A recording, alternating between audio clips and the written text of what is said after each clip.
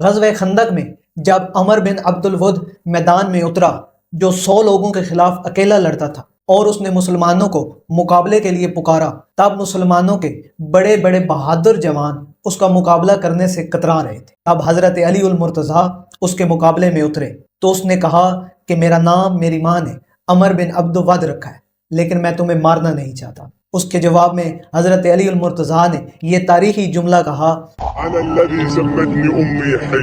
کہ میری ماں نے میرا نام حیدر رکھا ہے اور میں تمہیں ضرور ماروں گا۔ عمر بن عبد الود اس پر غصہ ہو گیا اور آپ علیہ السلام پر حملے کے لیے لپکا۔